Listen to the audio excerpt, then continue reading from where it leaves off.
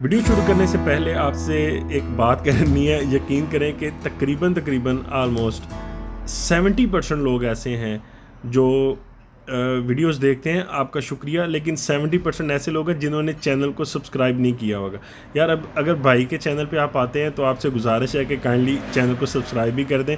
आपने वैसे भी वीडियो देखनी है, सब्सक्राइब करके देख दें ताकि चलें। इससे मुझे इंकरेजमेंट मिलती है, प्लीज वॉइस मुझे मैं हौसला भाई से मिलता है मतलब कि यार हाँ ठीक है, मुझे सपोर्ट किया प्लीज। जा रहा है और मैं आपके लिए इन्फॉर्मेशन लेके आ रहा हूँ।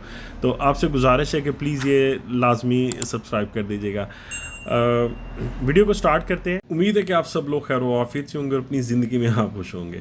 आज हम बात करेंगे पुर्तगाल की इमिग्रेशन के बारे में। बहुत सारे लोग ये अब पूछ रहे हैं, बल्कि परेशान हो गए हैं कि क्या पुर्तगाल की इमिग्रेशन बंद होने जा रही है। और दूसरा ये भी उनके जहन में आ रहा है कि नए इलेक्शन आ रहे हैं। नए इलेक्शन आपको बता दूं 30 जनवरी को ये इलेक्शन हो रहे हैं। और जैसा कि लोगों के जहन में ये है कि शायद पीएसडी एक पार्टी है जो पुर्तगाल के अंदर एक लार्जेस्ट अपोजिशन है इस वक्त। जब ये गवर्नमेंट ख़त्म हुई तो उसके बारे में भी कहा जा रहा है कि शायद वो जब गवर्नमेंट में आएगी, क्योंकि उसने एक इशारा दिया है कि इमिग्रेशन को पॉइंट बेस पे, ये एक सजेशन है, इसके ऊपर भी बात करेंगे। दूसरी एक बात जो हम करेंगे कि लोगों की फाइल्स जो लॉक्ड हैं वो कैंसिल हो रही हैं। लोगों को समझ ही नहीं लग रहा कि कैंसिल कैसे हो रही हैं। लोग पूछते हैं यार ये कैंसिल कैसे होगी। तो पहले शुरू में मेरे ज़हन में ये आ रहा था कि शायद वो गलती से कोई बंदा कैंसिल कर देता है जिसकी वजह से ये मसला ख़राब हो रहा है। तो अभी जो रीसेंट एक अपडेट आ रही है उसके ऊपर भी हम बात करेंगे। बात का स्टार्ट मैं इस तरह करूंगा कि मेरे एक दोस्त हैं, बड़े करीबी दोस्त, पुर्तगाल के अंदर काफ़ी पुराने यहाँ पे रहने वाले। तो वो मुझे कुछ देर पहले हम मुलाकात हुई, बैठे गपशप लगाई हमने। तो वो बता रहे हैं, कहते हैं कि यार जो अब नए बंदे आ रहे हैं तो अक्सर वो कभी पूछ लेते हैं, तो मैं उनको जब बताता हूँ कि यार ये हालात होते हैं, ऐसा था हमारे वक्त में, जॉब्स नहीं थी तो हमें बड़ी मुश्किल से काम मिलता था, और जॉब करनी पड़ती थी। और पुर्तगीज़ कंपनीज अक्सरियत वही थी कि जो कह रही थी कि आपके पास रेजिडेंस कार्ड होगा तो हम आपको फिर जॉब के ऊपर रखेंगे। तो उनको मैं ये बात बताता हूँ तो वो ये रियलाइज़ करवाते हैं कि जैसे आप लोग बेवकूफ़ थे, आपके पास समझ ही कोई नहीं थी, आपको अक्ल ही कोई नहीं थी, इसलिए आपको जॉब नहीं मिली, वरना जॉब तो देखिए हम कर रहे हैं। और ये तो वो कहते हैं कि यार मैं कभी कभी हैरान हो जाता हूँ कि एक चीज़ उनको रियलिटी में जब बताई जाती है तो वो उसको मानने के लिए तैयार नहीं होते। तो मैं जो पुर्तगाल की इमिग्रेशन है, मेरी बेशुमार वीडियोस के अंदर भी अगर आप देखें तो मैं एक बात आपको बताता हूं कि अप डाउन्स आते रहते हैं। कभी भी एक चीज़ आप सर्टन नहीं कह सकते कि ये चीज़ आपको 1 साल 2 साल बाद वैसी की वैसी आपको बिल्कुल सेम एज इट इज़ जो आज आपको कंसिडरेशन के अंदर आ रही है वैसी ही आपको आगे जाके ये मिलेगी। अब पहले बात करते हैं कि क्या पुर्तगाल की जो इमिग्रेशन है वो स्टॉप होने जा रही है। बिल्कुल भी ऐसी कोई बात नहीं है, ना ही उसमें कोई ऐसी सच्चाई है। बिल्कुल आप तसल्ली में रखें, ये कभी भी ऐसा नहीं हो रहा। दूसरा, 30 जनवरी को नए इलेक्शन है, जैसा कि सबको पता है। पीएसडी एक पार्टी अपोजिशन है जिसने एक अंदिया दिया है कि हम इसको पॉइंट बेस पे करेंगे। आपको समझना चाहिए कि पॉइंट बेस इमिग्रेशन है क्या, जिसके अंदर आपकी क्वालिफिकेशन, जिसके अंदर आप, इसका मतलब तो ये है कि फिर जो बंदे बेचारे मैट्रिकुलेशन के लेवल पे या इंटरमीडिएट लेवल पे जो लोग हैं वो तो फिर कभी भी इमिग्रेशन हासिल नहीं कर सकेंगे। तो ये जो पॉइंट बेस वाला सिस्टम है ये एक एडिशनल समझ लें कि इमिग्रेशन के अंदर इजाफा होगा। जो बेसिक इसके बारे में जो टैक्सेस के साथ आप डॉक्यूमेंट्स ले रहे हैं, मेरा नहीं ख्याल कि उसके ऊपर किसी किस्म का भी कोई भी मसला आएगा।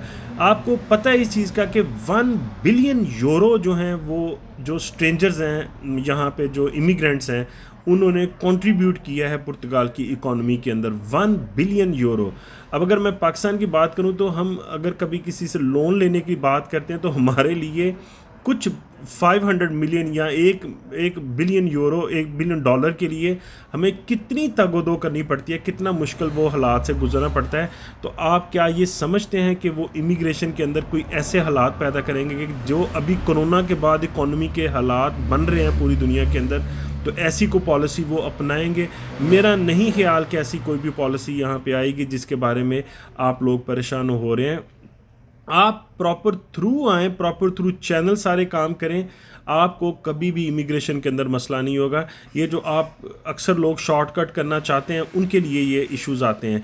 देखिए मैं फ़ाइल अगर मेरी 1-2 वीडियोज़ मैंने पीछे बात की थी, ये जो फ़ाइल लॉक के डॉक्यूमेंट्स हैं, अब ये जो लोगों की कैंसल्स हो रही हैं, तो अब क्या लोग करते हैं, 1 हफ़्ता बचाने के लिए बिलीव करिएगा कि मैं शुरू में जब ये स्टार्ट हुआ तो कई लोग मुझसे पूछते थे कि यार भाई मेरे पास ये जो कंट्री ऑफ ओरिजिन का क्रिमिनल सर्टिफिकेट नहीं है, तो मैं ऐसे लॉक कर दूँ। तो मैं उसको बोलता था, मैं कि यार जहाँ इतना इंतज़ार तुमने किया है ये सारे सिस्टम के अंदर आने के लिए, तो तुम पाकिस्तान, इंडिया या बांग्लादेश या जहाँ से भी यानी ये लोग आए, लेकिन मुझसे पाकिस्तान के लोग ज़्यादा पूछते, तो मैं कहा पाकिस्तान से तुम बनाओ तो 1 हफ़्ता नहीं लगता, तो 1 हफ़्ता इंतज़ार कर लोगे तो क्या फ़र्क पड़ जाएगा, वो बनवा के फिर सबमिट कर लो फाइल।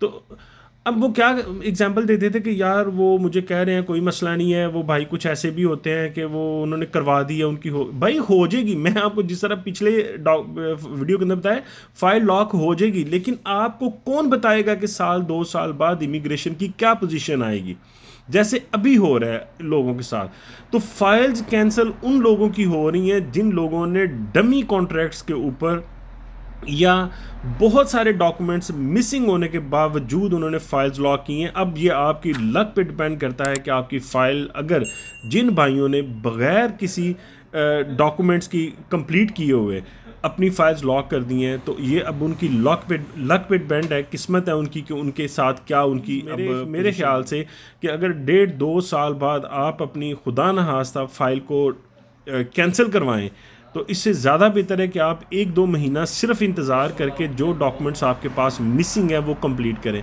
भाई आप एक मुल्क के अंदर आके रेजिडेंस लेना चाह रहे हैं, आप वहाँ पे रहना चाह रहे हैं, तो आप अगर इतना एक तगोदो कर रहे हैं, इतनी मुश्किलों से गुजर के आप यहाँ पे पहुँच रहे हैं, तो क्या ज़रूरत है अपने वक्त को ज़ाया करने की। तो आपसे गुजारिश है कि जो लिस्ट ऑफ डॉक्यूमेंट्स एक्चुअल मौजूद है वही प्लीज़ अपलोड करें, वो डॉक्यूमेंट्स कंप्लीट करके फिर अपनी फ़ाइल को लॉक करें। कोई भी गलत डॉक्यूमेंट जो है वो बिल्कुल भी अपलोड ना करें अपनी फ़ाइल्स के ऊपर। इसकी आपके पास अब मिसाल आना शुरू हो गई है कि लोगों की फ़ाइल जो कैंसिल की जा रही हैं, तो उसकी सिर्फ यही वजह है कि लोगों ने अपने जो डॉक्यूमेंट्स थे तब फाइल लॉक करवाने की, देखिए फाइल लॉक के लिए तो वो एक खाना है, वो कंप्यूटराइज सिस्टम है, उसके अंदर तो आप कोई भी फाइल अपलोड करेंगे तो वो कहेगा जी फाइल आ गई है मेरे पास, लेकिन जब ह्यूमन चेक आएगा तो फिर आप देखें आप कहाँ पे खड़े हैं। तो ये जो लोग अभी जिनकी फाइल्स कैंसल्ड हो रही हैं, तो वो सिर्फ वही लोग हैं जिनके ना कोई टैक्स गए हुए हैं, अभी चेकिंग हुई है। इससे पहले भी अगर आप कभी गौर करें, जो पिछले अभी कुछ देर पुरानी बात अगर मैं करूं, तो कुछ बंदों के ऐसी फाइल्स एक्सेप्ट हुई थी कि जिन्होंने एक भी टैक्स पे नहीं किया हुआ था। यानी मुझसे एक क्वेश्चन आया कि भाई मेरी वो फाइल एक्सेप्ट हो गई है और वो मुझे ईमेल भी आ गई है, इस तरह करके वो अपॉइंटमेंट के लिए भी आ गया, तो मेरे टैक्स अभी पूरे नहीं है, तो मैं क्या करूँ। तो आप इमेजिन करें कि ऐसे बंदे भी मौजूद थे। लेकिन अब आप एक एग्जाम्पल को लेके उसको आगे अपने फ्यूचर के लिए 1-2 साल की प्लानिंग करें, मेरे ख्याल से ये किसी भी सूरत में ये आपके लिए मुनासिब नहीं है। हाँ, ये जो अब आप एक पार्टी की बात करें, पीएसडी के बारे में बात करें, तो आपको थोड़ा सा मैं इसकी ज़रा हिस्ट्री बता देता हूँ। ये जो अभी इस वक्त पार्टी है, ये पीएस है, जिसके वज़ीर आज़म जो हैं वो एंटोनियो कोस्टा साहिब हैं। इन्होंने जब मतलब गवर्नमेंट संभाली, तो इन्होंने 2015 के एंड में इनका पहला टर्म आया, 4 साल का टर्म होता है पुर्तगाल के अंदर। तो पहले टर्म के अंदर इन्होंने राइट आफ्टर ये किया कि इमिग्रेशन को सख्त कर दिया। तो आपको याद होना चाहिए कि ये जो अभी मौजूदा गवर्नमेंट है, इसी के अंदर आपके कार्ड्स को 3-3 साल लगे थे लोगों के, और 3-3 साल बाद लोगों को अपॉइंटमेंट्स मिली थी अपने पहले कार्ड के लिए। तो आप ये भी चीज़ जहन में रखें। फिर 2019 में इनकी दोबारा से टर्म आई, जो 2023 के एंड पे ख़त्म होनी थी, लेकिन बजट ना पास होने की वजह से इन्होंने उसको ख़त्म कर दिया, यानी वो पार्टी जो असम्बली थी वो ख़त्म हो गई, इसलिए अब नए इलेक्शन का ऐलान हो गया, वो जो 30 जनवरी को इलेक्शन हो रहे हैं। अगर मैं मिसाल करता हूँ, ये जो पीएसडी थी 2015 के अंदर, जब इनकी गवर्नमेंट यानी थी 2015 में, क्योंकि ये 15 में इलेक्शन हुए थे। तो आप यकीन करेंगे कि 15 के अंदर एंड ऑफ 2015 ऐसे काम हो रहे थे कि जैसे यूं लगता था कि जैसे ईच एंड एवरीथिंग अपने अपनी जगह पे क्लास के लिए बैठा हुआ है। बड़ी ज़बरदस्त उसमें स्मूथनेस थी, बड़ा काम हो रहा था। लेकिन ज़ाहिर है जब गवर्नमेंट चेंज हुई, ये जो अभी रिसेंट गवर्नमेंट है पीएस के नाम से, पार्टियो दी सोशलिस्टा, सिनोर एंटोनियो कोस्टा जिनके वो अभी वज़ीर आज़म है, तो जब ये आए तो इन्होंने उस पर एक इंक्वायरी बिठा दी। इंक्वायरी बिठाने के बाद फिर ये मसले मसाइल आने शुरू हुए, जिसके बाद फिर 3 साल, 2.5-3 साल, 2 साल के बाद लोगों को पहला कार्ड आया, और उसके बाद फिर ये जो था अपॉइंटमेंट्स का ये सिस्टम भी आया। तो 2017 के एंड से ये ऑनलाइन सिस्टम इन्होंने स्टार्ट किया था, जिसके बाद ऑनवर्ड अभी ये चल रहा है। तो आप बिल्कुल भी परेशान ना हो, अगर आप प्रॉपर थ्रू चैनल सारा कुछ कर रहे हैं तो आपको 1% भी परेशान होने की कोई ज़रूरत नहीं है।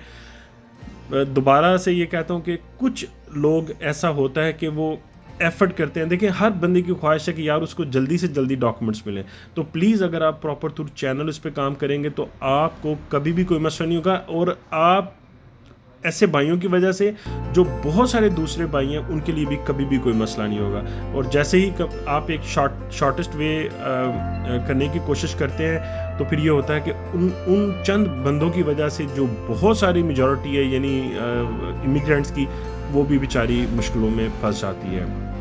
तो अपना बहुत सारा ख्याल रखिएगा। मैं आपसे गुजारिश है कि प्लीज़ चैनल को सब्सक्राइब कर दें और बेल आइकन को प्रेस कर दें। दोबारा किसी वीडियो के अंदर आपसे मुलाकात होगी। आपका बहुत बहुत शुक्रिया। Thank you.